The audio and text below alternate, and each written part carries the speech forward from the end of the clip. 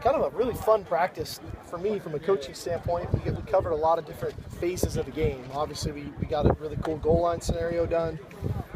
We did a fringe red zone and 7-on-7. We had a move the ball period. We got an overtime period done. And then we had what would amount to a 4-minute scenario where the defense had to get a stop to get the ball back for the offense, which they were able to do to win the practice. So as much as it appears sometimes it looks like we're just running plays, that wasn't the case today. There was a lot of different scenarios that we were putting the guys in, and they responded really well today. When you look at the 4 weeks of practice, is this defense performing kind of maybe past your expectations when you think about it? No. We think we're going to be really good on defense.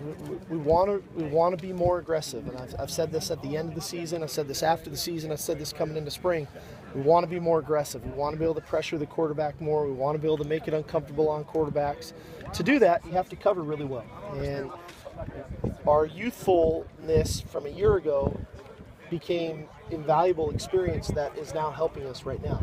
John Plattenberg, Adoree, Kevon, Leon, all those guys are the reps they got a year ago, and some growing pains that we had to endure a year ago are making us a better defense today, which is allowing us to do more up front, and it's making it harder on the offense.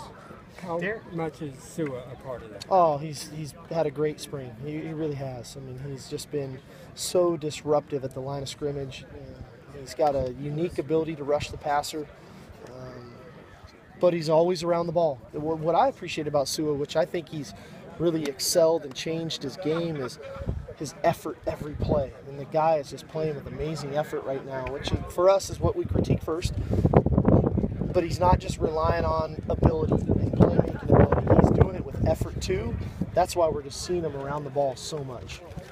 Darius Rogers was kind of up and down last year. Are you seeing more consistency? Sure am. Yeah, without a doubt. I mean, Darius has been very consistent. I think the thing for Darius is, one, we have to know him. We have to learn him. We have to understand him. And two, he has to know himself.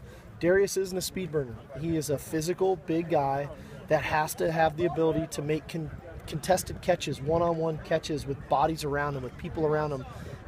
And that's what he's doing a lot more consistently this spring. He's winning one-on-one. When the ball's in the air, he's going up and catching the ball, and he can. He's really talented. He's got great hands. He's got really good body control, and it's showing up. He's making really good plays for us down the field one-on-one, and it's been effective. And we need him. We need him to be able to do that. If we're going to run the ball, that means we're going to get one-on-one scenarios outside, and then we have to play to the strengths of the people we have out there. If they're a big physical guy, you got to win one-on-one jump balls. If you're a speed guy, you got to be able to run by people, and Darius is winning the physical battles. What have you seen from Chris Hawkins? Success that a lot of people don't necessarily talk about. I'm sorry, I missed the beginning. I was going to say, Ivan Lewis is a guy who obviously plays a role in his success. A lot of people don't talk about him, but he's someone who you made sure to bring with you when he came here. So what about him? You worked with a lot of strength coaches in your career. What does he do that's so special, and why? What does he do specifically? Well, I think the biggest thing is Ivan and I are on the same page.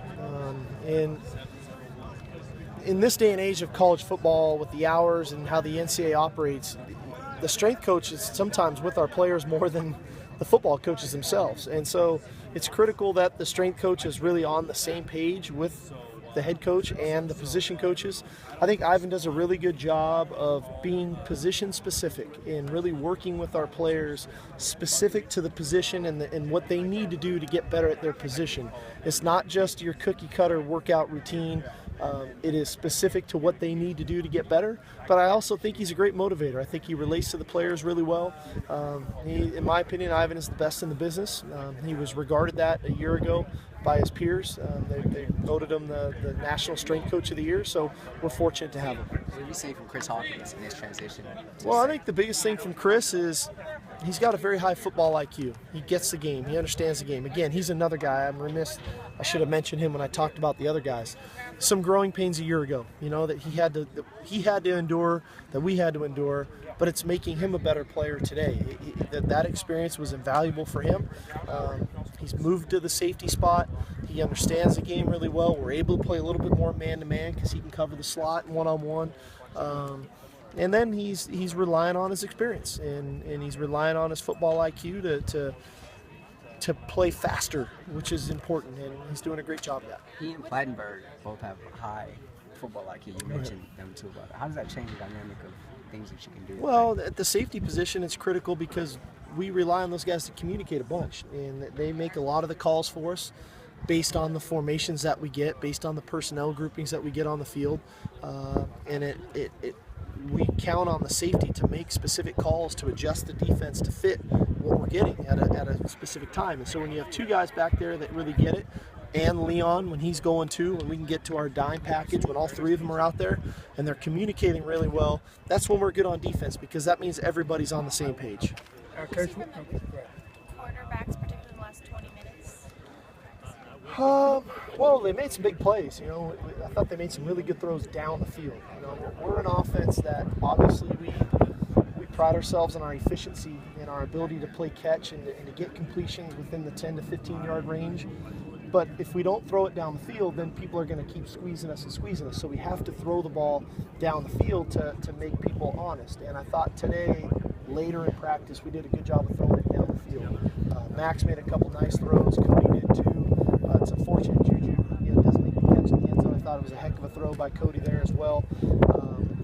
So that part's critical. And we just got to keep pushing it. We got to keep pushing their pocket presence. We're really trying to minimize our sack numbers, trying to get their anticipation better, and I think that's growing. We didn't take any unnecessary sacks today, which for us is key.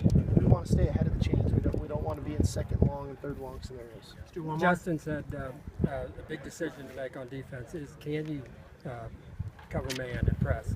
Have you hit enough, information now? I think so. Dan, I think that our guys are playing really confidently. Like I said, and I don't want to be redundant here, but we endured some growing pains a year ago. From whether we got beat, whether we got some penalties, whether we decided not to play man and play softer and gave up some completions that, sure, we all want to be more aggressive at the critical moments. Well, to do that, you have to have confidence. And I think we're gaining confidence as the days go on. All of that, we've got one more week to go, but all that has to start back over again when we come back in August with some new younger guys, continuing to build with these players when we get back in August with them. But it's about confidence. It's about believing in yourself, believing in the scheme, playing that press man coverage, knowing and counting on the guys that they're going to get to the quarterback, that ball is going to come out. And when the ball does come out, to be confident in your ability to go make the play and not panic. Okay. Great. All right, guys.